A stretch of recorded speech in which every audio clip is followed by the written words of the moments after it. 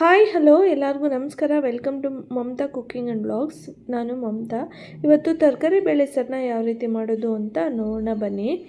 So ನಮ್ಮ ಚಾನಲ್ನ subscribe ಮಾಡ್ಕೊಳ್ಳಿ, ಹಾಗೆ ಒಂದು ಲೈಕನ್ನು ಕೊಡಿ. ಇಲ್ಲಿ ತೊಗರಿ ಬೇಳೆನ ತೊಗೊಂಡಿದ್ದೀನಿ ನಾನು. ನಿಮ್ಮ ಸಾಂಬಾರು ಎಷ್ಟು ಬೇಕೋ ಅಷ್ಟು ನೀವು ಬೇಳೆನ ತೊಗೋಬೋದು.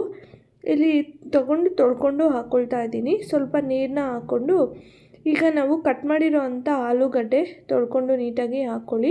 ಹಾಗೆ ಇಲ್ಲಿ ಒಂದು ಗಡ್ಡೆಯಷ್ಟು ನೋಕೊಲ್ನ ಹಾಕ್ಕೊಳ್ತಾ ಇದ್ದೀನಿ.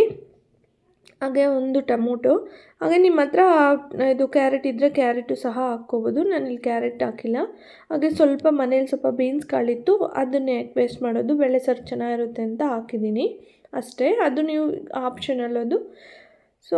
ಹಾಗೆ ಉಪ್ಪನ್ನ ಸ್ವಲ್ಪ ಹಾಕಿ ನೀರು ಹಾಕಿ ಇನ್ನೂ ಸ್ವಲ್ಪ ನೀರನ್ನ ಹಾಕಿ ಈಗ ಒಂದು ಲಿಡ್ನ ಕ್ಲೋಸ್ ಮಾಡಿ ಬೇಳೆ ಎಲ್ಲ ಬೇಯಿಸ್ಕೊಬೇಕು. ತರಕಾರಿ ಅದು ಬೇಳೆ ಎಲ್ಲ ಚೆನ್ನಾಗಿ ಬೆಂದಮೇಲೆ ನಿಮ್ಮ ಮನೇಲಿ ಯಾವ ಥರ ಎಷ್ಟು ವಿಷಲ್ಗೆ ಬೇಯುತ್ತೋ ಅಷ್ಟು ವಿಷಲ್ ಬಿಟ್ಕೊಳ್ಳಿ. ನಾನಿಲ್ಲಿ 2 ವಿಷಲ್ ಬಿಟ್ಟಿದ್ದೀನಿ. ನೋಡಿ, ಕರೆಕ್ಟಾಗಿ ಬೆಂದಿದೆ ಆಲೂಗಡ್ಡೆ ಮತ್ತು ಬೇಳೆ ಎಲ್ಲ ಚೆನ್ನಾಗಿ ಬೆಂದಿದೆ. ಈಗ ನಾವು ಇದಕ್ಕೆ ಬದನೆಕಾಯಿ ಮತ್ತು ನುಗ್ಗೆಕಾಯಿನ ಹಾಕ್ಕೊಳ್ತಾ ಇದ್ದೀನಿ ನಾನಿಲ್ಲಿ. ಬದನೆಕಾಯಿ ಮತ್ತು ನುಗ್ಗೆಕಾಯಿ ಬೇಗ ಬೇಯುತ್ತಲ್ವ, ಸೊ ಅದಕ್ಕೆ ವಿಜಿಲ್ಗೆ ಹಾಕಿಲ್ಲ ನಾನಿಲ್ಲಿ. ಸೊ ಬದನೆಕಾಯಿ ಮತ್ತು ನುಗ್ಗೆಕಾಯಿನ ಹಾಕ್ಕೊಂಡು ಹಾಗೆಯೇ ವಿಜಿಲೇನು ಬಿಡೋದಿಲ್ಲ. ಒಂದು 5 ಮಿನಿಟ್ಸ್ ಹಾಗೆಯೇ ವಿಜಿಲೇನು ಬಿಡ್ದಿರ ಸುಮ್ಮನೆ ಬೇಯಿಸ್ಕೊಂಡು ತೆಗಿತಾ ಇದ್ದೀನಿ ಅಷ್ಟೇ. ನೋಡಿ, ಬೆಂದೋಗಿರುತ್ತೆ. ಸ್ವಲ್ಪ ಹೊತ್ತು ಸುಮ್ಮನೆ ಆ ಪ್ರೆಷರ್ ಇರುತ್ತಲ್ವ, ಒಂದು ಸ್ವಲ್ಪ ಒಂದು 5 ಮಿನಿಟ್ಸ್ ಬಿಡಿ. 5 ಮಿನಿಟ್ಸು ಬೇಕಾಗಿಲ್ಲ, ಒಂದು 3-4 ಮಿನಿಟ್ಸ್ ಬಿಟ್ಟರೂ ಸಾಕು, ಬೆಂದೋಗುತ್ತದು. ಈಗ ಇದಕ್ಕೆ 2.5 ಸ್ಪೂನಷ್ಟು ಸಾಂಬಾರು ಪುಡಿನ ಹಾಕ್ಕೊಳ್ತಾ ಇದ್ದೀನಿ ನಾನು. ಇದು ಮನೆಯಲ್ಲೇ ಮಾಡಿರೋವಂಥ ಸಾಂಬಾರು ಪುಡಿ. ಸೊ ಇದು ಖಾರನೂ ಸಹ ಇದರಲ್ಲೇ ಇದೆ. ಸೊ ನಿಮ್ಮ ಸಾಂಬಾರು ಪುಡಿಯಲ್ಲಿ ಖಾರ ಇಲ್ಲ ಅಂತಂದರೆ ನೀವು ಖಾರದ ಪುಡಿನೂ ಸಹ ಹಾಕ್ಕೋಬೋದು. ನೋಡಿ, ಈಗ ಇದನ್ನು ಮಸಾಲೆ ಪುಡಿ ಎಲ್ಲ ಮಿಕ್ಸ್ ಆಗೋ ತನಕ ಮಿಕ್ಸ್ ಮಾಡ್ಕೊಳ್ಳಿ. ಮಿಕ್ಸ್ ಮಾಡ್ಕೊಂಡ್ಮೇಲೆ ಈಗ ನಾವು ಹುಣಸೆಹಣ್ಣು ರಸನ ಹಾಕ್ಕೋಬೇಕು. ನಾನು ಸ್ವಲ್ಪ ಹುಣಸೆಹಣ್ಣ ನೆನೆಸಿಟ್ಟಿದ್ದೆ, ಅದನ್ನು ಕಿವುಚ್ಕೊಂಡು ಅದರ ರಸನ ಬಿಡ್ತಾ ಇದ್ದೀನಿ ಇಲ್ಲಿ. ನೀವು ಸಾಂಬಾರು ಕ್ವಾಂಟಿಟಿನ ನೋಡಿಕೊಂಡು ಹುಳಿನ ಬಿಟ್ಕೋಬೋದು. ಹಾಗೆ ಒಂದು ಸ್ವಲ್ಪ ನೀರನ್ನ ಹಾಕ್ಕೊಂಡು ಈಗ ಮಿಕ್ಸ್ ಮಾಡಿಕೊಂಡು ಸಾಂಬಾರನ್ನ ಕುದಿಯೋಕ್ಕೆ ಇಡಬೇಕು.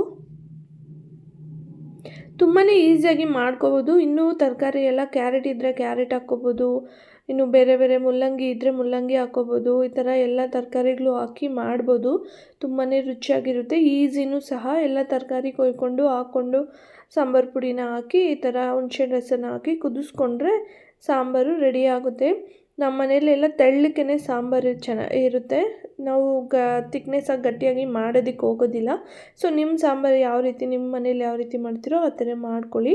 ನಮ್ಮ ಮನೇಲಿ ಯಾವ ರೀತಿ ಮಾಡ್ತೀರೋ ಆ ಥರ ತೋರಿಸಿ. ನೋಡಿ, ಈಗ ಸಾಂಬಾರು ರೆಡಿ ಆಗಿದೆ.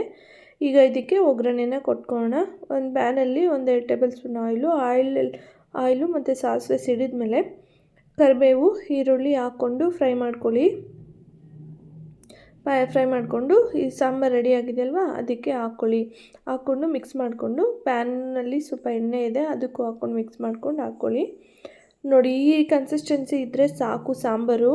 ಬೇಳೆ ಸಾಂಬಾರು ಯಾವಾಗೂ ತೆಳ್ಳಕ್ಕೇ ಇರಬೇಕು. ಬಿಸಿ ಬಿಸಿ ರೈಸ್ಗೆ, ಮುದ್ದೆಗಂತೂ ಸೂಪರಾಗಿರುತ್ತೆ ಇದು. ಸೊ ಮಾಡಿ ನೋಡಿ, ಇದೇ ಕನ್ಸಿಸ್ಟೆನ್ಸಿ ಇದೇ ಥರ ಇರಬೇಕು ಬೇಳೆ ಸಾಂಬಾರು. ಆವಾಗಲೇ ನಮ್ಗೆ ರುಚಿ ಚೆನ್ನಾಗಿರೋದು. ಜಾಸ್ತಿ ಗಟ್ಟಿ ಮಾಡೋಕ್ಕೆ ಹೋಗಬೇಡಿ ಸಾಂಬಾರನ್ನ. ಈ ಕನ್ಸಿಸ್ಟೆನ್ಸಿ ಇದ್ರೇ ಬೇಳೆ ಸಾಂಬಾರು ಚೆನ್ನಾಗಿರೋದು. ಸೊ ರುಚಿ ನೋಡಿಕೊಂಡು ನೀವು ಉಪ್ಪೇನಾದರೂ ಸಾಕಾಗಿಲ್ಲ ಅಂದರೆ ಉಪ್ಪನ್ನು ಸಹ ಹಾಕ್ಕೋಬೋದು.